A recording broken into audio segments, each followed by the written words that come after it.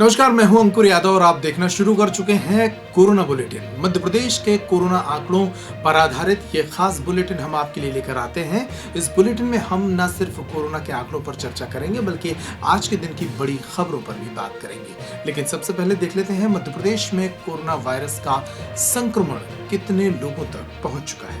मध्य प्रदेश में कोरोना संक्रमण तेजी से पांव पसार रहा है और अब मध्य प्रदेश में कोरोना संक्रमित मरीजों की संख्या 2165 हो चुकी है।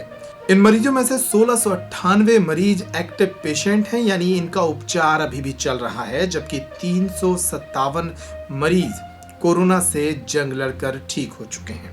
मध्य प्रदेश में मरने वालों की संख्या 110 तक पहुंच चुकी है। मध्य प्रदेश के 8 महत्वपूर्ण जिलों पर नजर डालें जहां कोरोना के आंकड़े सर्वाधिक हैं। उनमें सबसे ऊपर इंदौर है, जहां एक बार फिर कोरोना संक्रमित मरीजों की जो तादाद है उसमें एक जंप देखने को मिला है और इंदौर में अब कोरोना संक्रमित मरीजों की संख्या 1207 हो चुकी है। भोपाल में 428, उज्जैन में 119, जबलपुर में 69, खरगोन में 61, खंडवा में 36, धार में 36 और रायसेन में कोरोना संक्रमित मरीजों की संख्या 33 हो चुकी है। और प्रदेश में फैलते कोरोना पर मध्य प्रदेश के स्वास्थ्य मंत्री डॉक्टर नरोत्तम मिश्रा को भी सुन लेते हैं। मंगलवार को उन्होंने मीडिया से चर्चा करते हुए बताया कि प्रदेश में दोनों ही तरह की खबरें सामने आ रही हैं। कोरोना संक्रमित मरीजों की संख्या बढ़ भी रही है और ठीक होने वाले मरीजों की संख्या भी सामने आ रही है। उन्होंने कहा कि उन्हें पहले से उम्मीद थी कि एक जंप मिलेगा। हालांकि प्रदेश में फैलते कोरोना के मरीजों और कोरोना के संक्रमण के लिए एक बार फिर उन्होंने तबलीगी जमात को जिम्मेदार ठहराया है। सुनिए नरोत्तम मिश्रा से किए गए सवाल और उनके जवाब। दोनों तरह की बातें हैं, केसेज निकल भी रहे हैं और केसेज ठीक भी हो रहे हैं।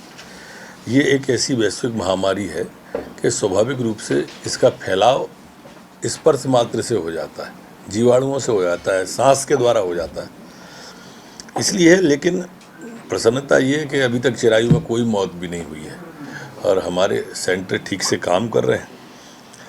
अब थोड़ा सा जंप इंदौर में जैसे पर कल कुछ नहीं हुआ था, डबल डिजिट पे ही रहा, कल तो ट्रिपल डिजिट पे ही नहीं हुआ। भोपाल में 1000 सैंपल भेजे थे, कुल 14 पॉजिटिव आए थे। 2084 सैंपल टेस्ट जो हुए वहाँ इंदौर के, उसमें से 74 आए थे। लेकिन एक जंप आने का था, मैं पहले से कह रहा था। 165 हुए।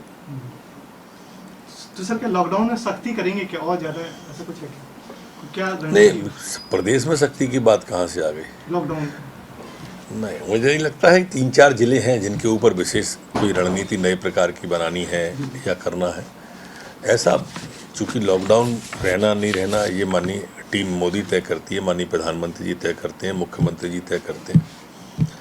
तो जैसी परिस्थिति बनेगी 3 तारीख के बाद विचार करेंगे। सर एक सवाल हो रहा है कि जो कोरोना वॉरियर हैं, खासकर डॉक्टर, नर्स, ये लोग बड़े तेजी से संक्रमित हो रहे हैं, तो क्या इनके पास सुविधाओं की कमी है या कुछ ये वो सतर्कता नहीं बरत रहे हैं या कुछ और वजह है? मेरे ख्याल से तो दोनों तीनों काम वो कर रहे हैं, पर कभी कभी कोई मानवीय त्रुटि परेशान कर देती है। कोई ना कोई मानवीय त्रुटि उससे ही प्रभावित होंगे, क्योंकि हजारों में 2-3 निकलते हैं ना, तो इसलिए लगता है। सर आर्थिक तंगी के कारण सरकार बहुत सारी योजनाएं बंद करने की बात नहीं है। अभी फिलहाल तो आर्थिक स्थिति को हम कैसे ठीक करें इस पर चर्चा चल रही है। तो सर आप अब ये दावा कर रहे हैं कि आने वाले दिनों में जंप नहीं आएगा, जो बड़ा जंप आने का था अब स्टेबल रहेगा? एक हाथ जंप के बाद, अब हम लोग एक हाथ जंप के बाद ऐसा प्रतीत हो रहा है, जो ऐसी रिपोर्ट आ रही है कि स्थिरता आएगी। सर बढ़ने की वजह क्या है, माने जो केसेस लगातार? हमने तो बताया था प्रारंभ से कि जो जमात के लोग आए थे वो इतने नीचे उतर गए थे, जमाती लोग इतने नीचे उतर गए थे, और फिर जब हमारी टीम गई वहाँ पर तो पथराव हो गया, उस पर हाथ काट दिए, पुलिस को मारा, डॉक्टरों को मारा, थूकना, इंटेंशनली थूकना, इस तरह की जो घटनाएं हुई उनसे थोड़ा विलम्ब हुआ, इसके कारण फैल गया। और अब कुछ और अहम खबरों की चर्चा। मध्य प्रदेश के बाहर देश के अलग अलग राज्यों में प्रदेश के कई गरीब मजदूर फंसे हुए हैं। सरकार राजस्थान के कोटा जैसे शहरों से और पंजाब के नवोदय जैसे स्कूलों से अमीरों और उच्च मध्यम वर्गीय परिवारों के बच्चों को वापस लाने की कोशिशों में जुटी है। 3 दिन पहले मुख्यमंत्री शिवराज सिंह चौहान ने मजदूरों की घर वापसी के लिए भी 2 नंबर जारी किए थे और कहा था कि बाहर फंसे हुए मजदूरों को भी वापस लाया जाएगा। लेकिन मुख्यमंत्री शिवराज सिंह चौहान और उनकी सरकार के द्वारा मजदूरों की मदद के लिए जारी किए गए ये दोनों नंबर लग नहीं रहे हैं। मजदूर इन नंबरों पर बात करने के लिए लगातार परेशान हैं और इन नंबरों पर उनकी बात नहीं हो पा रही है। हम आपको सांसद रीति पाठक का फेसबुक स्क्रीनशॉट दिखा रहे हैं। उन्होंने खुद इन नंबरों को जारी करते हुए लोगों से अपील की थी कि वे इन नंबरों पर संपर्क करें, लेकिन प्रदेश भर के कई मजदूर ऐसे हैं जो अन्य राज्यों में फंसे हैं। वो अपने वीडियो बनाकर हम तक भेज रहे हैं कि इन नंबरों पर कोई बात नहीं हो पा रही। मैं मुंबई में फंसा हूँ, एमपी का रहने वाला हूँ। सीएम हेल्पलाइन का जो नंबर जारी किया है सरकार ने, उस पर मैं 6 दिन से फ़ोन लगा रहा हूँ पर फ़ोन नहीं लग रहा है। बहुत परेशान हूँ। प्लीज़ सर कोई मेरी मदद कीजिए। मेरे साथ 2 बच्चे हैं, बीवी है और मेरा छोटा भाई भी है। मैं संजू सिंह घोसी, ग्राम मदनीवार, तहसील बड़ा मलेरा, जिला छतरपुर, मध्य प्रदेश का रहने वाला हूँ। और हम लोग यहाँ गुजरात के सूरत शहर में फंसे हुए हैं और हमारे गांव के 15 लोग हमारे साथ में हैं।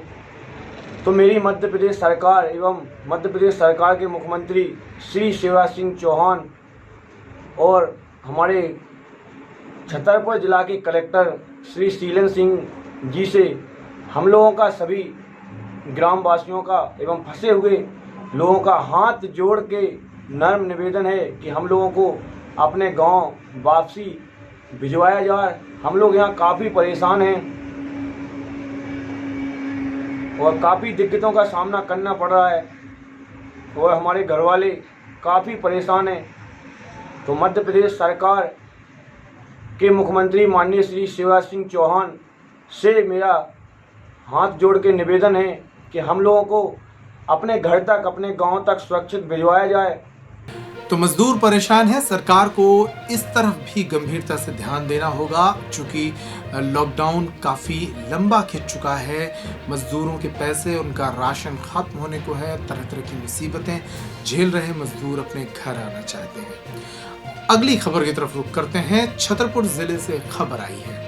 प्रदेश के कई जिलों में बोर्ड परीक्षाओं की कॉपियों का मूल्यांकन शिक्षकों को घर पर बैठकर करने की आज़ादी दी गई है, लेकिन छतरपुर में ऐसा नहीं है। छतरपुर में कोरोना संक्रमण के खतरे के बावजूद शहर के उत्कृष्ट विद्यालय में सामूहिक रूप से कॉपियों का मूल्यांकन कराया जा रहा है। जिला प्रशासन के द्वारा इस मूल्यांकन की प्रक्रिया का शिक्षकों ने विरोध कर दिया है। ये विरोध तब हुआ जब बीते रोज मूल्यांकन कर रहे एक शिक्षक की तबीयत खराब हुई और उन्हें कोरोना जैसे लक्षणों के बाद क्वारंटीन करना पड़ा। इसके बाद मंगलवार को शिक्षकों का आपा फूट गया और उन्होंने जमकर इस प्रक्रिया का विरोध किया। इसलिए विरोध कर रहे हैं कि हमारे यहाँ के जो एक सर हैं वो क्वारंटाइन हो गए हैं। उनकी कल तबियत खराब थी, वो सर से पूछ के गए थे कि मेरे विषय से थे। और क्योंकि अभी जो कोरोना का माहौल चल रहा है तो सभी को पता है कि रिस्क तो सभी के लिए है, सभी के साथ परिवार है, सभी के साथ बच्चे हैं। अगर एक व्यक्ति को कुछ होता है तो निश्चित रूप से जितने लोग यहाँ पर है वो तो प्रभावित हो गई और उनके साथ साथ उनका पूरा परिवार भी प्रभावित होगा।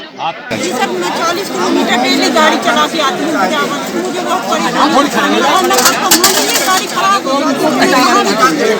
मेरा यही क्या और कलेक्टर साहब से कि जैसे मध्य प्रदेश में योजनाएं चल रही हैं उसी के अनुसार फॉर्म वेरिफिकेशन होता।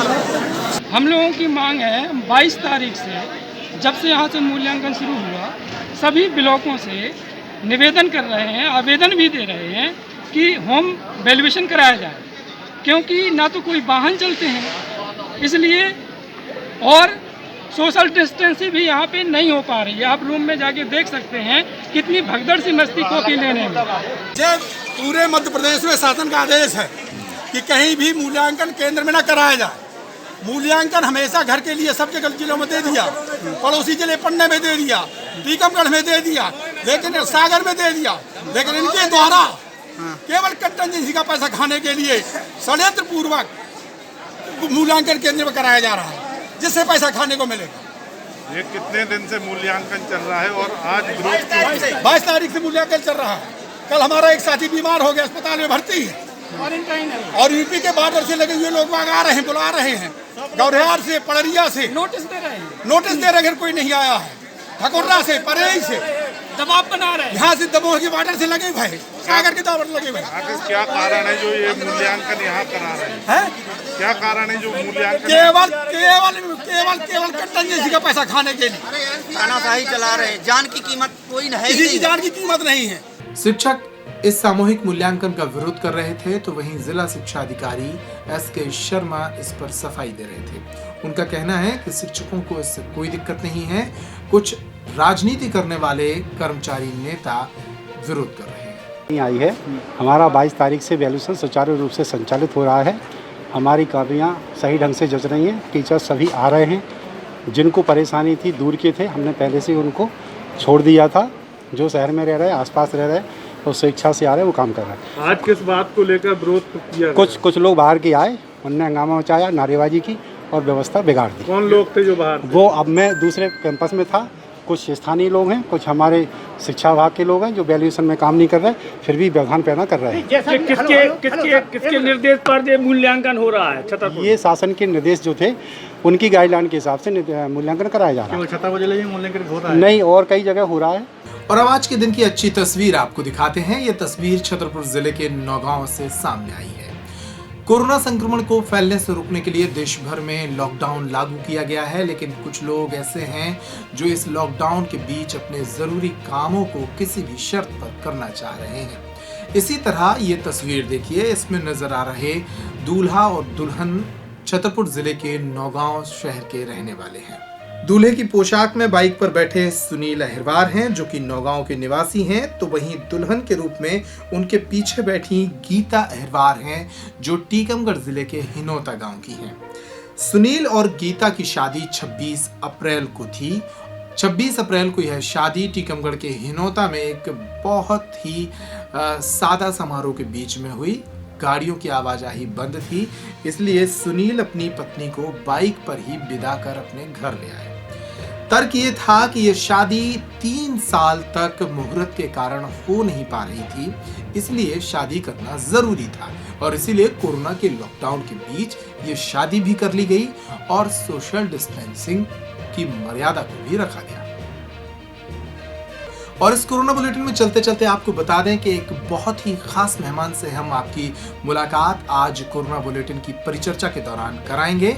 इस बुलेटिन के नीचे आपको लिंक दे रहे हैं डॉक्टर पल्लव दुबे जो कि कोरोना से संक्रमित हो गए थे और इस जंग को जीतकर वापस लौटे हैं। भोपाल में बतौर मेडिकल ऑफिसर पदस्थ डॉक्टर पल्लव दुबे से हमने विभिन्न मुद्दों पर गंभीर चर्चा की, जिसे आप सुन सकते हैं इस वीडियो के नीचे दी गई लिंक पर। नमस्कार।